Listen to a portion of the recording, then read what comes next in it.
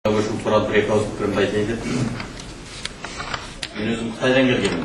Қытайда біз алфавиттің көшу барысын бастан кешірдік Қытайда қазақтар. Әуелде осы төте жазудан кейін латынға, латыншадан енді міне Қытайда жасап жатқан 1,5 миллион қандас төте жазуға көшкен, кейіннен қайтадан осы жақында латынға көшу мәселесін көтеріп жатыр. Соның ішінде осы Қазақстанға жалтақтап отыр. Біздің алфавитіміз біреу болса, енді тағдырдың бұрынғы тарихымыздағы бөлгені аз емес, тағдыр біз бөлініп қалмасақ деп 1,5 миллион халық ең әуелі осы жазу мәселесін көшуді қарастырған кезде, жаңа сол жерде бұл зиялылар бүгінгідей осындай үлкен мәжілістерде көп болған. Бұл кезде біздің 14-15 жастағы кезіміз. Сонда жаңағы көне адамдар көп еді ол кезде біздің арамызда. Көне адамдар сол жаңағы Ахмет Байтұрсыновтың қабылдап, біз соны пайдалануымыз керек деп соны пайдаландық. Оны сынақтан өткіздік 20 неше жыл.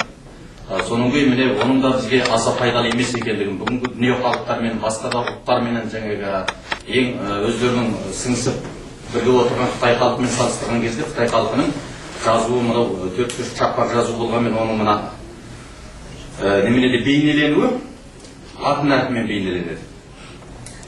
Басқа да мысал үшін түрік немесе ағылшындықтарын алатын болсақ та латын әрпін үйренген халықтардың тіл жазу мәдениетімен, ғылымменен танысу және тереңіне бойлау мүмкіндігі біршама жоғары болады деп бүгінгі күні Қытайдағы қазақтар жаңағы латынды көздеп отыр. Осы барысында енді мен көзіммен көргенімді айтайын дегенім мен сіздерге. Мен ол кезде 15 жаста болдық. Жаңағы үлкен жағынан осы көшу мәселесі ресми шешілгеннен кейін ең әуелі мектептердегі оқулықтар біртұтас латынға өзгертілді. Сонымен газет журналдар бір күнде сол латыншаға өзгертті. Екіншіден бүкіл іс қағаздар латыншаға көшті. Ешқандай қиындық тудырған жоқ деп ашық айтуға болады. Бұл мемлекет тарапынан істелсін деген ғана атқарылғаннан кейін осы жұмыс атқарылып кетті. Біз соны көзімізбен көріп өстік. Мен өзім латынша оқығанмын. Кейін біз жаңағы жазу өзгергеннен кейін төтешеге көшеміз деген күні төтешеге көштік те соны үйреніп алдық. Аз-ақ күнде үйреніп алдық.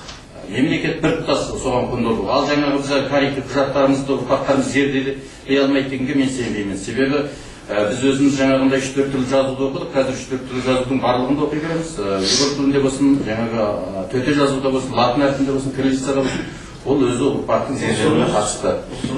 Сол үшін латынға көшу меніңше керек деп қараймын, және тез арада керек деп қараймын. Соның ішінде жаңағы бізге жалтақтап отырған Қытайдағы қазақтар 1,5 миллион қазақ. Латын алфавитін жасап отыр қазір, көшкел отыр.